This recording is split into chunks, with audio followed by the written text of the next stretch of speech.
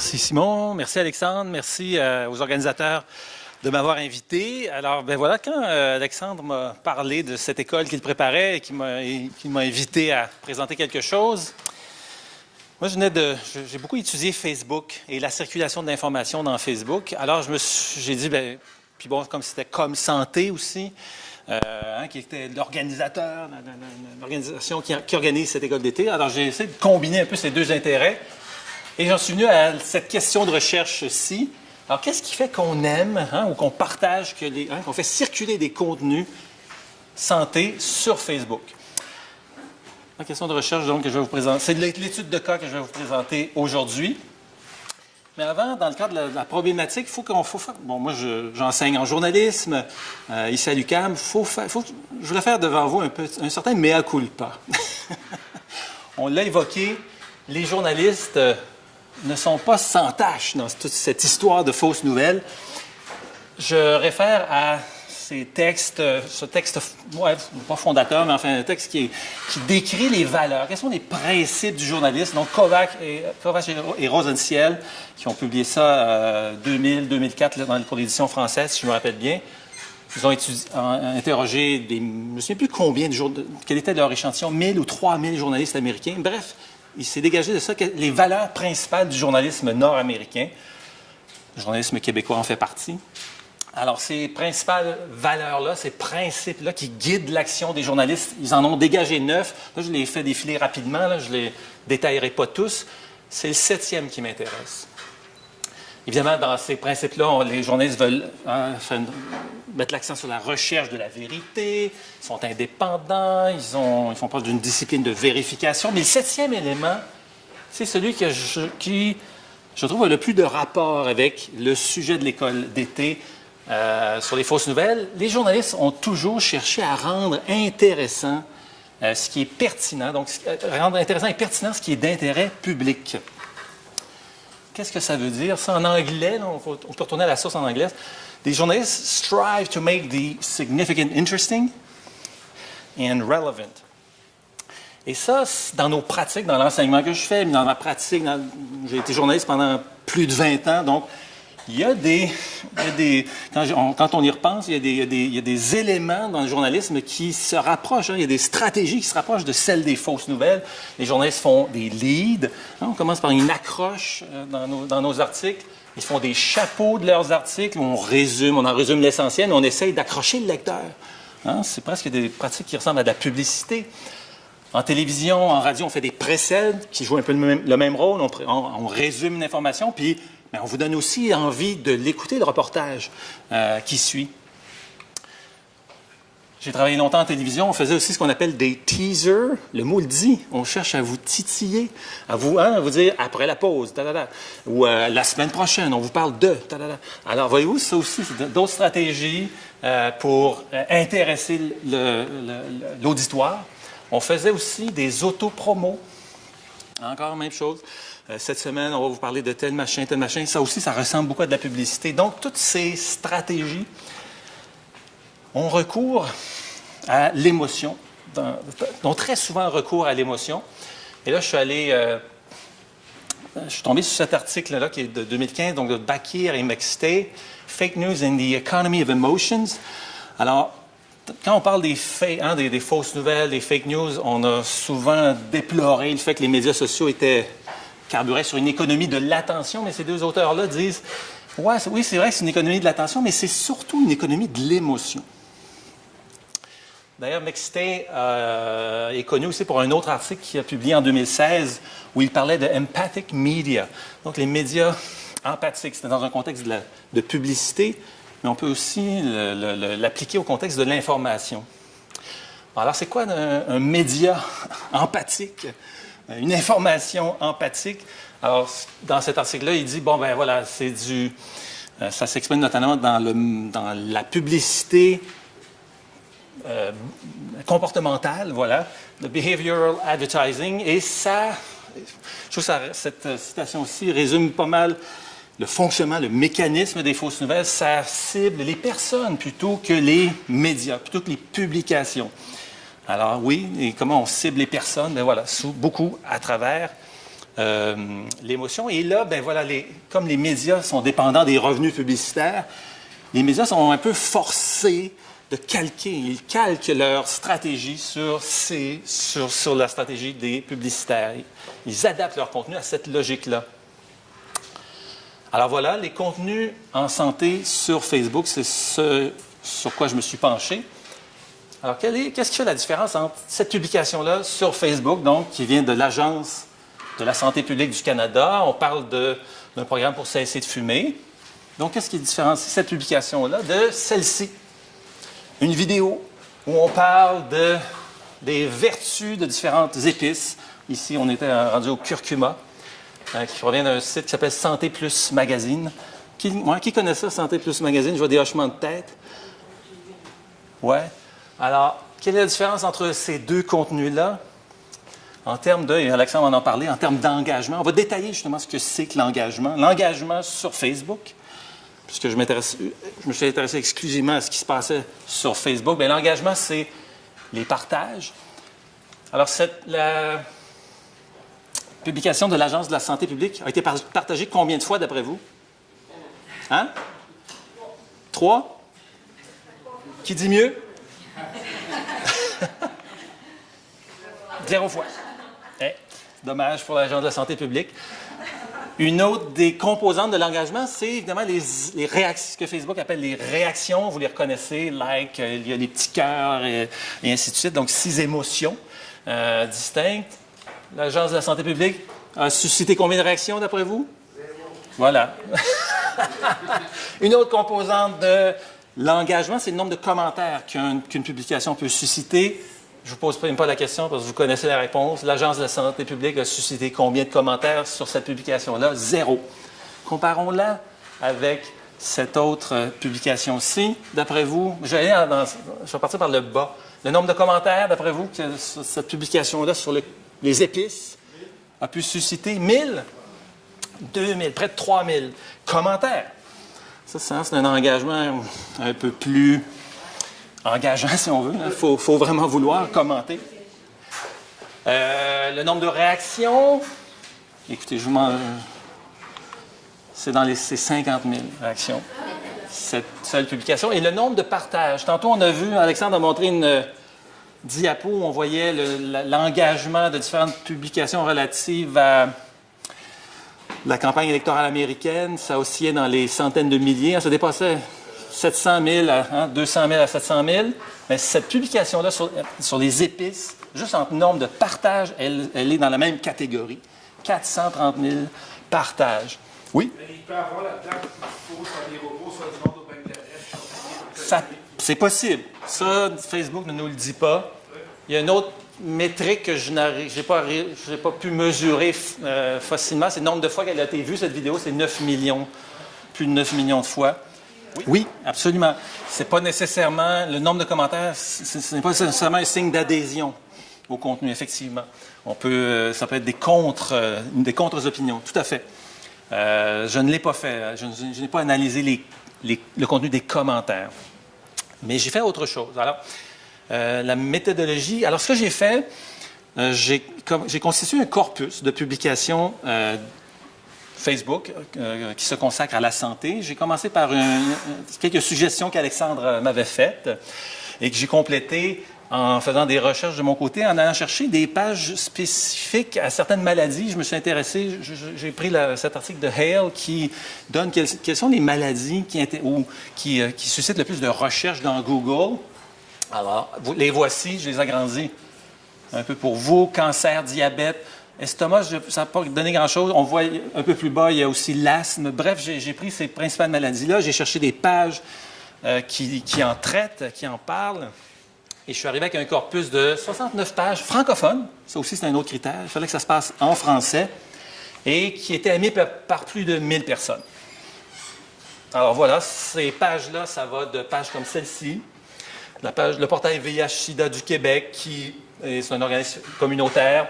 Ils n'ont qu'un millier, un peu moins de 1400 personnes qui aiment leur page, en passant par des pages d'organismes gouvernementaux, comme celle-ci, Canadiens en santé. 37 000 personnes l'aiment. Et ça va jusqu'à, c'est l'exemple extrême, Santé Plus, dont j'ai parlé tout à l'heure, qui se dit être un magazine, je mets des guillemets.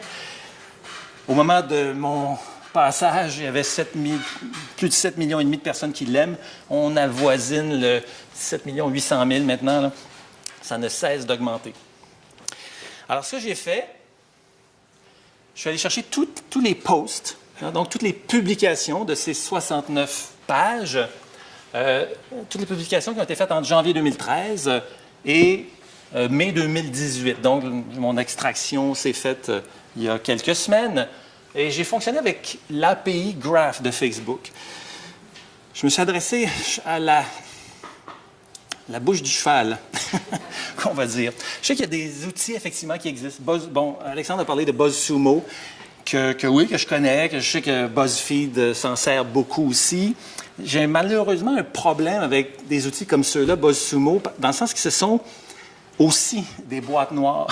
J'ai cherché la méthodologie de BuzzSumo, comment il procède, il n'en parle pas. Malheureusement, donc pour moi, BuzzSumo ressemble beaucoup à Influence Communication. C'est vrai, Influence Communication, quel a été le problème? Qu'est-ce qui a été soulevé comme problème? C'est que, voilà, la méthodologie était inconnue. BuzzSumo, pareil. Nous donne des résultats, mais OK, c'est quoi? Vous suivez quoi comme page? Comment vous procédez? Mystère. Bon, alors tant que ça reste un mystère, j'aime mieux aller directement à la source. La source n'est pas nécessairement, n'est pas exempte de problèmes. Un des premiers problèmes, des premières limitations de l'API de Facebook, c'est que quand on retourne dans le temps, Facebook ne nous donne que 600 posts par année pour chaque page. Comment il sélectionne ces pages-là, je ne le sais pas non plus. Bon, je ne connais pas exactement quel est le tri qu'ils effectuent, mais au moins, bon, les limites, je les connais. Et si on fait mais plus on se rapproche dans le temps, plus il y a de pages, plus il y a de publications disponibles. OK? Alors, et donc, quelques petits résultats pour commencer. Donc, cette extraction-là m'a donné 118 000 publications environ sur les 69 pages. Et dans toutes ces publications-là, voici l'engagement que ça a provoqué, que ça a suscité. Hein, l'ensemble de ces pages-là, il y avait 4 millions de commentaires, près de 5 millions de commentaires. Oui, effectivement, ce serait un corpus super intéressant dans lequel on pourrait aller puiser. Je n'ai pas, encore une fois, je ne suis pas allé chercher tous ces commentaires-là, mais c'est quelque chose qui est possible. J'ai ajouté aussi, quand on fait, vous savez, sur Facebook, quand on fait un commentaire, on peut liker ce commentaire, on peut exprimer toute la gamme des émotions, et on peut aussi répondre à un commentaire. Alors, voilà le nombre de likes et juste les likes, pas les autres réactions, pas les autres émotions. Et voici le nombre de réponses que tous ces commentaires-là ont suscité sur toute la période étudiée. Mais c'est rien en regard des réactions, 88 millions de likes et autres sur l'ensemble de la période étudiée. Et dans les partages, on est à peu près dans les mêmes eaux, 88 millions de partages aussi. Alors, c'est énorme comme engagement. C'est ce que ça donne au total. Hein. Les publications en santé suscitent énormément d'engagement. Quand on compare ça à des pages politiques, quand on compare ça à des pages médias, je vais le faire tantôt. Donc, 183 millions d'interactions sur la période étudiée. C'est juste 69 pages. Ça. Alors ça fait un engagement moyen de 1000. Tu sais, quand vous publiez quelque chose sur Facebook, vous êtes content hein, quand il y a plus de 10 personnes qui réagissent. Alors, ici, chacune des publications de ces médias-là a suscité 1500 interactions, donc partages, réactions et commentaires. Rapidement, sur les types de réactions, comment ça se distingue selon le type de contenu qui a été posté, parce qu'on peut mettre des vidéos, on peut mettre des photos, des liens, des statuts sur Facebook. Les pages santé ont fait beaucoup plus de simples liens et ont balancé beaucoup plus de photos là, sur leur publication. Les vidéos, c'était moins courant. Juste 10% des pages c'était de la vidéo, mais ce sont les pages qui suscitaient de loin les vidéos, là, le plus grand engagement, pour reprendre le vocabulaire de Facebook. L'engagement moyen. Donc, chaque vidéo relative à la santé a suscité 4300 interactions, encore une fois, entre 2013 et mai 2018. Les liens, les simples liens, ben, c'est beaucoup moins engageant. Ça provoque beaucoup moins de réactions, comme vous pouvez le voir. Et ces résultats-là, je les ai juste comparés à un autre corpus. Je vous ai dit tout à l'heure que je m'intéressais aux médias sur Facebook. J'ai déjà étudié, donc, sur la même période, un corpus d'une centaine de médias québécois de la même façon. J'ai regardé les publications. Alors, j'ai comparé l'engagement en santé. Rappelez-vous, 183 millions d'interactions, mais sur la même période, un corpus de 100 médias québécois n'a provoqué une cinquantaine de millions d'interactions. Donc, c'est beaucoup moins élevé. Et l'engagement moyen est aussi beaucoup plus faible, presque 10 fois plus faible, encore une fois, 158 interactions pour les publications que font les médias québécois. Alors, je suis en train de me dire, si je dirigeais un média, ben oui, je ferais peut-être... il y a peut-être quelque chose à faire, peut-être une recette à appliquer ici. Encore une fois, je vous dis tout de suite, il y a des limitations. C'est peut-être essentiellement dû à cette page-ci. Cette page-ci est dans une classe à part. Le Santé Plus Mag, pour ceux qui le connaissent, c'est vraiment dans une classe à part. J'ai regardé juste les 100 publications sur l'ensemble des 118 000 publications que j'avais. Quels sont les 100 qui ont provoqué le plus d'interactions? Oups! C'est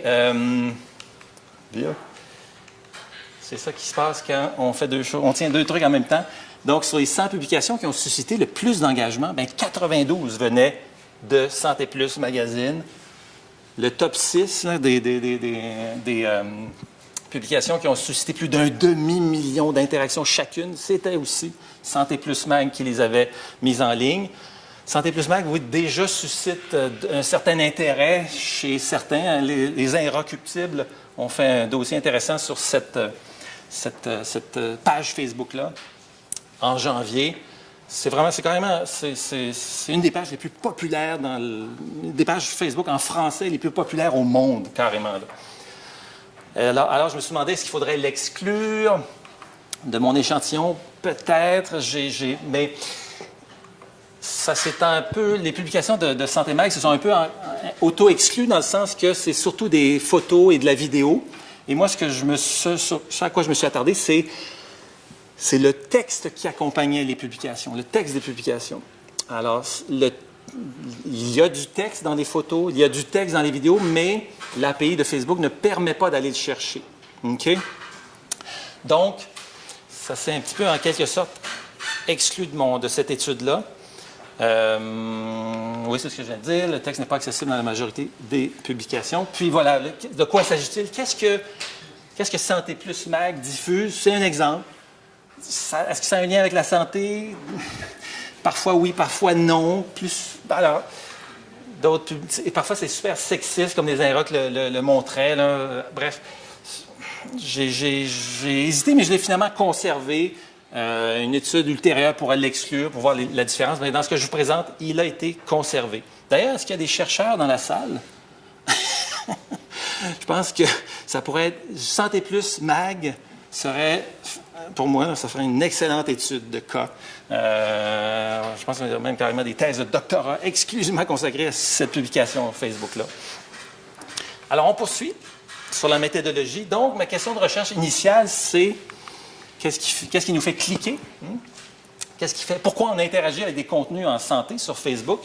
Alors, moi, j'ai voulu examiner le lien entre le contenu et l'interaction que ce contenu suscite. Donc, j'ai effectué une analyse textuelle en utilisant le Natural Language Toolkit du langage Python. Et donc, ce que je vous présente, ce sont des résultats vraiment préliminaires.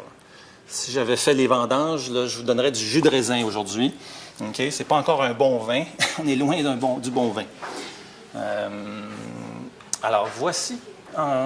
Et cette présentation-là aussi, je vais la rendre accessible avec un lien là, en fin de présentation. Donc, première question que je me suis posée, puisqu'il est question d'émotion, quels sont les emojis qui arrivent qui sont le plus souvent présents dans les publications relatives en santé? Bien, les voici. Voici le top 20 des emojis qu'on trouve le plus souvent. Encore, donc, ceux qui sont plus fréquents, c'est des emojis simplement de direction. Voilà, cliquez ici, notre contenu se trouve en dessous, à gauche, à droite, des flèches, des points, c'est rien de très... il n'y a pas beaucoup d'émotion là-dedans. Mais ce qui vient après, on est vraiment dans l'émotion. On aime, on conforte l'usager dans ses choix, on lui fait un petit clin d'œil, on rigole avec lui, on lui dit, voilà, c'est comment aller chercher de la force. Bref, là, on est dans le registre de l'émotion. On fait un peu peur ici avec ces deux émojis-là, mais on fait moins peur qu'on se drape dans les habits dans le registre du journalisme avec ces emojis-là, l'emoji de la télé et de l'ordinateur. C'est dans des publications où justement on se drape dans les habits du journalisme. Donc voilà, encore une fois, super préliminaire, ce que les emojis nous permettent de...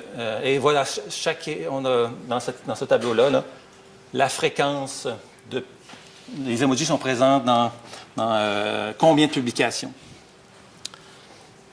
J'ai regardé ensuite quels sont les mots les plus fréquemment utilisés dans ce corpus immense. Et les mots, je les ai lemmatisés, c'est-à-dire que je les ai tout simplement, tous les verbes, je les ai ramenés à l'infinitif. Bon, peu de mes pouvoirs pourraient aussi, parfois, il faut être conscient des limites de cette procédure-là aussi. Un mot comme le mot « fait », on parle de fausses nouvelles, donc le mot « fait » pourrait être intéressant, mais souvent, le mot « fait » est transformé dans le verbe « faire ». Alors, malheureusement, ça peut produire ça. Et la lemmatisation ramène aussi tous les mots, les noms et les adjectifs à leur forme canonique, c'est-à-dire le masculin singulier. J'ai aussi retranché les mots vides, les mots vides comme la, de, à, et ainsi de suite. Et voici donc ce que ça donne, les mots les plus fréquents. À gauche, dans le corpus des contenus santé, voici les 20 mots qui apparaissent le plus souvent. Et j'étais curieux de le comparer à mon corpus de publications dans les médias. Alors voilà, les 20 mots qui apparaissent le plus fréquemment dans le corpus média. Analyse rapide. On voit, on est dans les contenus santé. Mais voilà, les mots relatifs à la santé. Qu'est-ce qui attire les gens sur Facebook? Dans les contenus, oui, il y a le mot santé lui-même qui apparaît, bien sûr. Mais cancer, c'est la maladie, c'est la seule maladie qui apparaît dans le top 20. Et on invite les gens à découvrir, on dit aux gens qu'ils peuvent faire des choses, découvrir le pouvoir. On parle de recettes, d'aliments qui sont bons. On parle du corps. Alors voilà ce qui fait, en tout cas ce qui est le plus ce qu'on retrouve le plus souvent dans le contenu. Et c'est assez différent donc du contenu diffusé, mis sur Facebook par les médias. D'ailleurs, dans le contenu par les médias, le deuxième mot, nouveau, c'est le mot nouvelle qui est transformé, qui est mis au masculin. Mais ne regardez que les mots tout seuls, c'est un peu limité. J'ai fait connaissance cet été avec M. John Rupert Firth, pas lui personnellement, mais son œuvre. Et il y a une citation célèbre de ce monsieur, c'est un linguiste britannique. Lui, cette citation-là, je la trouve vraiment bonne. Il dit « You shall know a word by the company it keeps ». Donc, un mot tout seul, c'est intéressant, mais ça ne suffit pas. Il faut regarder les mots qui viennent avant, les mots qui viennent après. Donc, les mots dans leur contexte, c'est beaucoup plus intéressant à analyser. Alors, j'ai fait ça dans une deuxième étape. J'ai regardé quelles sont les paires de mots, toutes les paires de mots qui arrivent le plus fréquemment dans ce corpus. Alors, voici les résultats, encore une fois, bruts, comme du jus de raisin. Voilà, les mots relatifs à la... Voyez-vous, là, on voit la santé et le cancer ressort beaucoup plus. Le cancer du cancer, le cancer, ça ressort beaucoup plus clairement. Ce qui vient dans un deuxième temps aussi, ça aussi c'est intéressant, en 12e et 13e position, une étude de recherche. Là aussi, on cherche à mobiliser, à se draper sous les habits de la recherche scientifique, de la science. Alors, c'est ce qu'on peut, voir. Il faudrait aller plus... Ah oui, se débarrasser, perdre du... Là aussi, on cherche à donner comme des conseils aux gens. Alors voilà, et ça, c'est juste le top 20. Je veux dire, il y en a... on pourrait descendre la liste pour découvrir encore d'autres choses. J'ai fait la même chose aussi avec les triplés de mots. OK? Alors, voici les résultats de ça. Là aussi, ça révèle d'autres choses, les triplés de mots. D'autres thèmes, d'autres préoccupations émergent ici. Voyez-vous, là aussi, perdre du poids. Le bicarbonate de soude, c'est le troisième triplé de mots qui arrive le plus fréquemment. Graisse du ventre recette. Hein, là aussi, vinaigre de cidre. Alors, voyez-vous, là aussi, c'est différent de ce qu'on constatait un peu plus tôt. Alors voilà, rapidement. Mais ça, c'est les mots simples. J'ai voulu aller encore un petit peu plus loin. Parce que ma question de recherche initiale, c'était pourquoi est-ce qu'on interagit, qu'est-ce qui nous fait réagir donc avec les contenus santé sur Facebook. Donc, j'ai exclu toutes les publications qui ne suscitaient aucun engagement de mon étape suivante. Et là, j'ai multiplié chaque occurrence, soit dans les 3 étapes que j'ai fait, un mot seul, une paire de mots ou un triplé de mots, et je l'ai multiplié par l'engagement suscité par la publication dans laquelle il se trouve, pour construire une espèce d'indice de pondération, si on veut, d'occurrence de ces mots-là en fonction de l'interaction, de l'engagement qu'ils suscitent. Alors, des résultats bruts, encore une fois. J'ai oublié les emojis. Les mots seuls. Alors, voici les mots seuls, pondérés.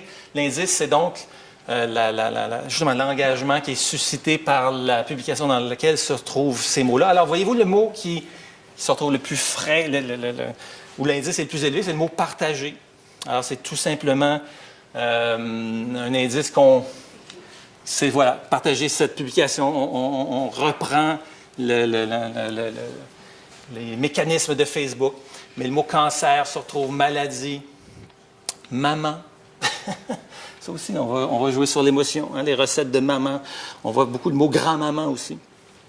Alors, voilà ce que les mots pondérés nous disent.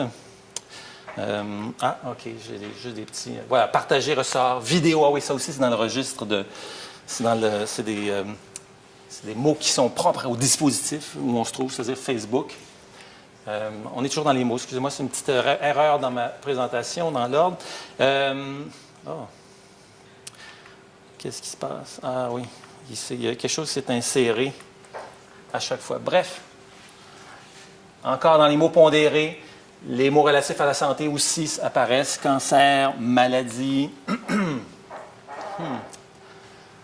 Ah oui, je voulais comparer ça avec les mots, encore une fois, pondérés aussi dans le registre, dans le corpus de publication des médias. Voyez-vous, les mots comme concours, gagner, cadeau, chance, participer. Voyez-vous, donc les médias font beaucoup de concours, participer à notre machin, courir la chance de gagner un truc. Ça aussi, ça retrouve. Si on faisait une analyse avec les médias, il faudrait exclure ces publications-là, à mon avis.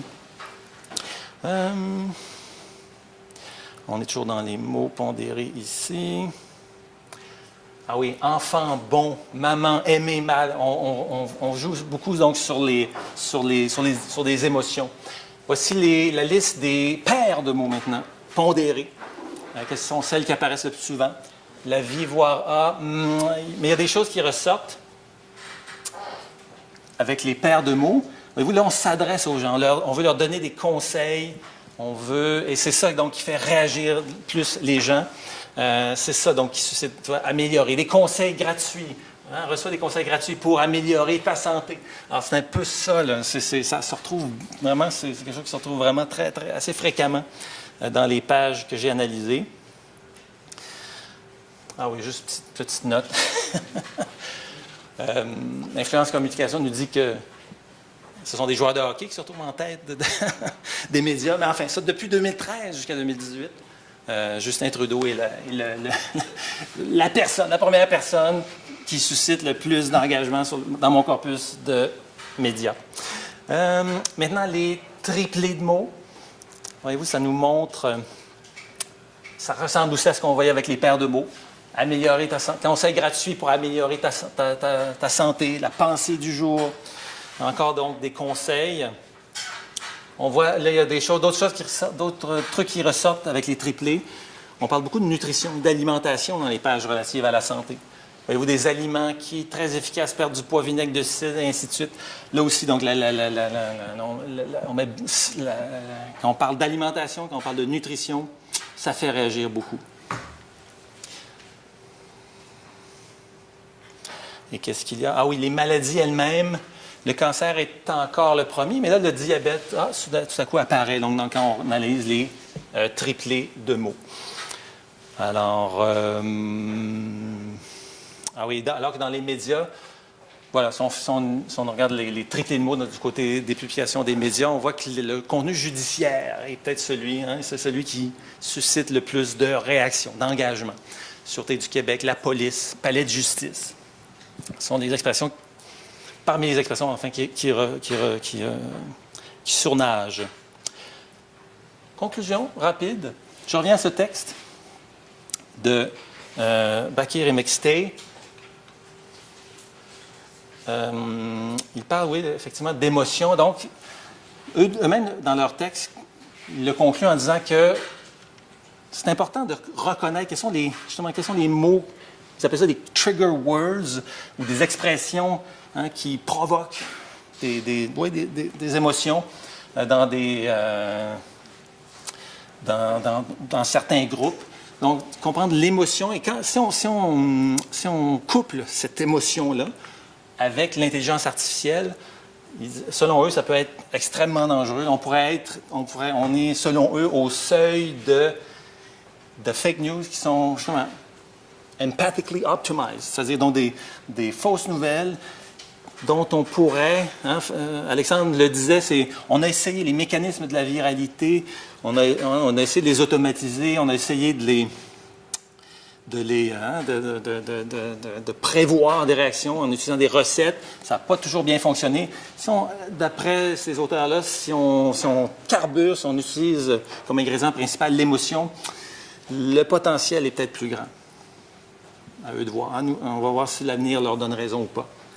Alors voilà, si vous êtes intéressé à cette présentation-là, encore une fois, je souscris entièrement avec ce qui a été dit un peu plus tôt aujourd'hui.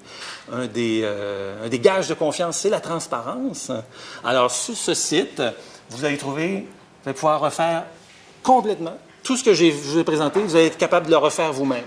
Tout est là. Le code est là, les données que j'ai présentées, que j'ai résumées, elles sont là aussi. Donc, vous pouvez reproduire ça. Et si je me suis trompé, faites-le moi savoir. Merci beaucoup.